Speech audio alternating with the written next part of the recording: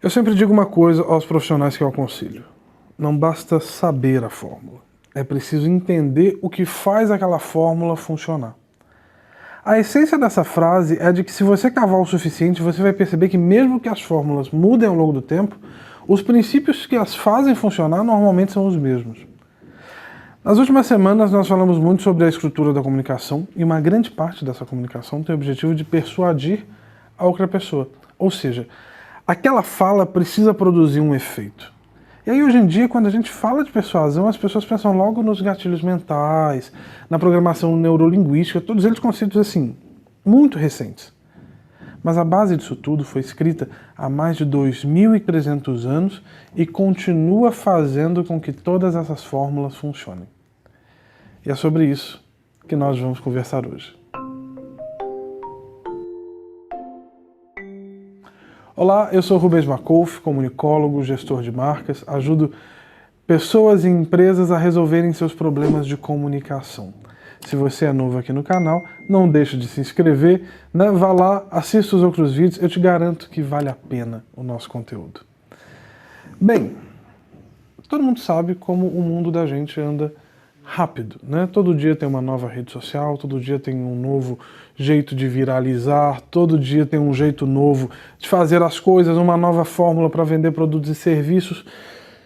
Isso tudo muda todo dia e vai continuar mudando, né? Normalmente, se a gente tentar acompanhar isso tudo de perto, a gente vai acabar enlouquecendo. Mas o fato é que, se você entende o que faz aquela fórmula funcionar, você está um pouquinho mais protegido dessas mudanças. Se você aprende uma fórmula hoje e ela muda amanhã, o que vai acontecer? Aquilo que você aprendeu já não serve mais. Só que quando você aprende o princípio que faz aquela fórmula funcionar, você está preparado para se adaptar às novas fórmulas. Porque o princípio, a essência, normalmente são as mesmas. Porque o mundo mudou, mas ele não mudou tanto assim. Nós ainda somos gente, nós ainda somos seres humanos, a gente tem mais ou menos o mesmo jeito de viver dos nossos antepassados, em termos de, né, do que é básico da vida. Então, se isso não vai mudar tão cedo, os princípios vão continuar lá. E aí hoje eu quero compartilhar com vocês o primeiro estudo que foi feito, que a gente tem notícia, sobre os efeitos da persuasão. O que é persuasão? É quando você persuade, você convence uma pessoa de alguma coisa ou a faz fazer alguma ação, que é o princípio do marketing digital, é o princípio do marketing como um todo, né? Convencer aquele cliente, aquele público a comprar um produto ou um serviço. Ou então, no marketing político, convencer aquele público a votar em determinado candidato. O princípio é sempre o mesmo, a comunicação, do ponto de vista corporativo de marketing, ela tem o objetivo de fazer com que a pessoa tenha uma ação ou então convencê-la de alguma coisa. Nós chamamos isso de persuasão. E isso está presente no nosso dia a dia, quando a gente vai conversar com colegas de trabalho, com o nosso chefe, com um cônjuge num relacionamento. Quando você vai convencer um chefe que precisa de aumento, quando você vai convencer um colega de trabalho que você precisa de ajuda, quando você vai, né, conversar e negociar com o seu cônjuge as coisas do dia a dia do relacionamento, isso tudo envolve persuasão, envolve a habilidade de você convencer aquela pessoa. E aí, há 2.300 anos atrás, um rapazinho chamado Aristóteles, que nasceu lá na Macedônia, ele estudou muitas coisas na vida dele, só que o que nos interessa nesse momento são os estudos que Aristóteles fez sobre a retórica e sobre o discurso. Aí você pode dizer assim, mas eu não sou prefeito, eu não sou deputado, eu não faço discurso para ninguém. Mas o fato é que toda vez que você abre a boca para poder expor sua opinião, você está discursando, você está fazendo um discurso. Então, entenda que quando eu falo de discurso aqui, eu não estou falando de discursos a multidões, num palanque, não. Toda vez que você expõe a sua opinião, você está discursando. Você vai conversar com seu cônjuge, com seu chefe, com seu colega de trabalho, para convencê-lo de alguma coisa, você está fazendo um discurso sobre as suas necessidades, sobre as suas opiniões, sobre aquilo que você pensa. Então, aquilo é um discurso. Aristóteles, então, reuniu 3 elementos que fazem com que um discurso seja eficaz para convencer as pessoas lá do outro lado. 3 elementos. Em grego ele chamou de ethos, pathos e logos. Então, segundo Aristóteles, para um discurso ser eficaz, ele precisa ter esses 3 elementos nele: o ethos, o pathos e o logos. O que são esses 3 elementos? A gente começa pelo ethos. Ethos é a credibilidade que você precisa demonstrar, né? Ethos lembra muito a ética. Vem do quê? Da sua credibilidade. Então, quando, por exemplo, um médico ele usa um jaleco, ele imediatamente ele informa para a sociedade de maneira indireta que ele é uma pessoa que é formada naquilo, que é uma autoridade naquele setor. Então, quando você vai numa loja de colchão, que você vê um vendedor vestindo um jaleco, é porque o vendedor ele quer evocar esse reconhecimento que a sociedade tem de que o jaleco é um símbolo de autoridade. Mas quando um médico, por exemplo, ele está usando um jaleco com o nome dele escrito doutor, fulano de tal, o que ele está deixando claro? De que ele é médico, ele é formado, ele sabe do que está falando. Entende isso? A mesma coisa, por exemplo, quando um policial usa uma farda, quando um militar usa um uniforme. Né? No uniforme tem símbolos que indicam a patente daquela pessoa, né? Elementos que evocam a autoridade, a bravura, né? Os atributos daquele militar em particular. Aquilo tudo está transmitindo ethos, ele está transmitindo credibilidade. Está dizendo, olha, eu tenho razão, eu tenho autoridade para falar desse assunto. Entende isso?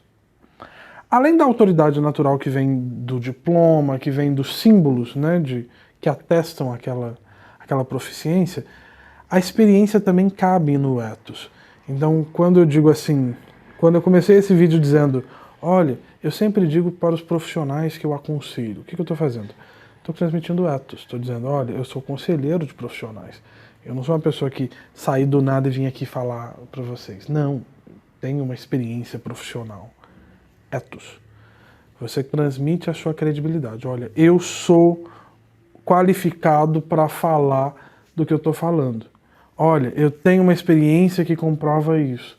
Olha, eu sou formado nisso. Não necessariamente você vai dizer nessas palavras de eu sou formado nisso, então pronto. Não. Você pode demonstrar isso no discurso. Você pode dizer, olha, os meus pacientes passaram por isso. Olha, quando eu estava na faculdade de medicina, entende isso? Você indiretamente vai demonstrar a sua credibilidade. Você indiretamente vai demonstrar a sua qualificação. Você indiretamente vai demonstrar que é qualificado para falar naquele assunto. E quando eu digo qualificado, nem sempre está relacionado à qualificação profissional. Às vezes, por exemplo, você, como marido, é qualificado para poder argumentar sobre as coisas no seu relacionamento. Você, como analista de não sei o que, é qualificado para falar sobre as dores do seu departamento quando você vai pedir coisa para o seu chefe. Entende isso? A credibilidade, a qualificação vem em primeiro lugar nessa estrutura aristotélica do discurso. Logo em seguida vem o pathos. E o que é o pathos? Pathos lembra paixão, que é o quê? A emoção contida no discurso. A carga emocional contida no discurso. A gente pode não perceber no dia a dia, mas a gente sempre que fala, transmite emoções com a fala, de diferentes maneiras. A gente pode transmitir com o tom de voz, a gente pode transmitir com as palavras que a gente usa, a gente pode transmitir com a expressão facial, a gente pode transmitir de muitas maneiras a emoção que a gente está sentindo quando a gente fala. Você imediatamente nota emoções fortes quando uma pessoa está falando. Para e pense numa pessoa com raiva. Você imediatamente consegue perceber os elementos daquela fala que transmitem a emoção que aquela pessoa está sentindo. O tom de voz mais alto, a postura mais combativa, as caras e bocas que a pessoa faz enquanto está discursando. A gente transmite emoção. Quando você vai fazer um discurso que tem um objetivo, que tem, né, uma função de convencer alguém, a emoção está presente ali. Sabe quando a criança vai te pedir um favor, que ela do nada fica muito doce? Às vezes a pessoa nem é tão doce assim, mas aí quando ela chega assim com muito afeto, você fala, essa pessoa quer alguma coisa. Por quê? Porque ela está usando a emoção naquele discurso para lhe convencer. Então, toda vez que você for conversar com uma pessoa, que você tiver a intenção de convencer uma pessoa de alguma coisa, seja de mudar de opinião, seja de fazer alguma ação, você precisa pensar muito bem no tipo de emoção que você vai provocar do lado de lá. Porque isso pode ajudar o seu discurso a ter mais impacto, né? Então, isso é muito comum na política, por exemplo. Às vezes um discurso ele pode ser um discurso que não faz sentido, ele pode ser um discurso intrinsecamente violento, ele pode ser um discurso intrinsecamente preconceituoso, mas quando um candidato, um político vai lá e passa um verniz de emoção naquilo, o discurso parece palpável, o discurso parece, né, palatável, o discurso parece aceitável, porque a emoção que aquele público sentiu faz com que ele fique menos sensível à terceira parte do discurso, que é o logos. O que é o logos? É a lógica. É você apresentar dados concretos. São as pesquisas, as estatísticas, os fatos, é a parte lógica do discurso. Quando você tem, por exemplo, um discurso muito forte em patos, um discurso muito emotivo, normalmente ele vai esconder um logos fraco. Ou seja, a lógica do discurso talvez seja fraca. Isso, lembrando que a gente está falando aqui do ambiente político como exemplo. Então, se o candidato vai lá e evoca aquela emoção forte, ele desvia o olhar do logos. A lógica do discurso fica em segundo plano. Entende isso? Dos três, do ethos, do logos e do pathos, o mais forte deles é o pathos. É a emoção. Porque é uma coisa que foge da nossa lógica, que foge da nossa razão. E a pessoa sente muito presentemente aquilo. Só que nenhum discurso ele sobrevive sem que esses três elementos estejam presentes lá. Ele é um discurso manco, vulnerável, fácil de você apresentar uma oposição. Então, se você, por exemplo, tem um discurso baseado em ethos, em pathos, se faltar o logos, o que vai acontecer? O seu interlocutor pode ir lá e evocar a falta de evidências lógicas daquilo. E aí o discurso perde o efeito. Mas se ele está blindado com ethos, com logos e com pathos, ele é um discurso completo. Percebe isso? Se ele tem demonstração de qualificação, emoção e razão, ele é um discurso completo. Você pode conversar com qualquer copywriter que você quiser na sua vida. Você vai ver que todas as fórmulas que a gente tem hoje de redação publicitária seguem esse princípio, mesmo sem saber. Todo discurso persuasivo segue os princípios aristotélicos. Uma coisa que foi escrita há 2.300 anos atrás. Entende isso? Durante esses anos, o discurso publicitário mudou muitas vezes. As fórmulas mudaram muitas vezes. Só que o princípio continua lá, firme e forte.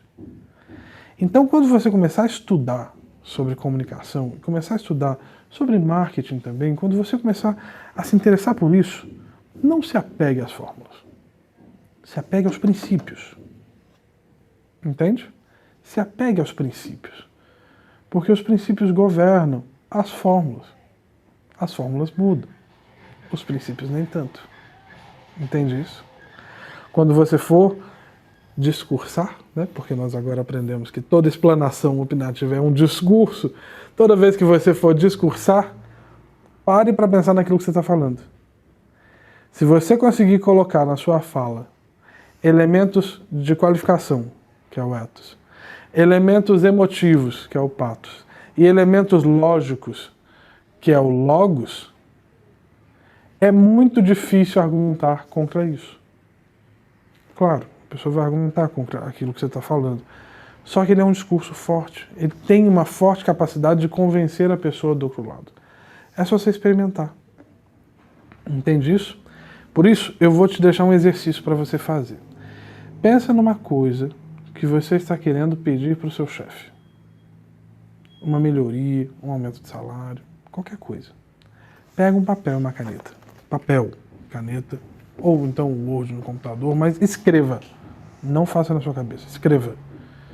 E faça uma lista de como você vai sustentar e argumentar a sua necessidade na hora de fazer o pedido. Faça uma coluna para ethos, uma coluna para patos, uma coluna para logos. Então, qual a minha qualificação para pedir isso? X, X, X. Qual a emoção que eu vou conseguir evocar aqui? X, X, X. Quais são os elementos lógicos que eu tenho, as estatísticas, os dados, os fatos? Esse. E depois vem aqui me cobrar. Se você vier me cobrar, eu vou cobrar de Aristóteles depois, lá no túmulo dele. Estou brincando. Mas funciona. Organize seu discurso dessa maneira e vá conversar com seu chefe. E veja como a conversa vai ser. Vai ser muito diferente de, eu preciso de um aumento porque eu acho que eu mereço. Não. Você demonstrou sua qualificação. Você demonstrou os argumentos lógicos de por que faz sentido um aumento de salário e você trouxe a sua emoção de se sentir valorizado, de ser uma peça fundamental para a empresa. É um discurso forte, estruturado e muito difícil de ser combatido. Se você experimentar, pensar nisso, para tudo que você for argumentar na sua vida, você vai ver que você vai se tornar uma pessoa muito mais persuasiva. Você vai ter muito mais facilidade de convencer as pessoas ao seu redor daquilo que você acredita. Isso tudo funciona bem se não tiver plateia. Mas, se tiver... eu não posso falar isso porque isso é do outro vídeo. Então tente, tá? Faça o exercício, volta aqui e comenta se funcionou, se não funcionou, porque é muito difícil que não funcione. Então lembre-se disso, os princípios são mais importantes do que as fórmulas. Faça o seguinte, além de reter essa informação só para você, compartilhe esse vídeo com alguém que você sabe que precisa saber disso. Porque, sejamos honestos, o conhecimento ele só tem valor quando a gente compartilha com as pessoas. Você imagina, nós estamos falando aqui hoje, em 2022, sobre ensinamentos que foram compartilhados por Aristóteles há 2.300 anos. Se os discípulos de Aristóteles não tivessem compartilhado isso à exaustão, como saberíamos? Entende? Toda vez que a gente compartilha uma informação que alguém como Aristóteles trabalhou muito para descobrir, desenvolver e escrever, a gente valoriza o trabalho daquela pessoa. E eu acho que isso vale para tudo na vida. Então, compartilhe com alguém que você acredita que precisa conhecer essas informações, assista os outros vídeos do canal e a gente se vê aqui na semana que vem com mais um assunto importantíssimo para melhorar a sua comunicação e a comunicação da sua empresa. Um forte abraço e até a próxima.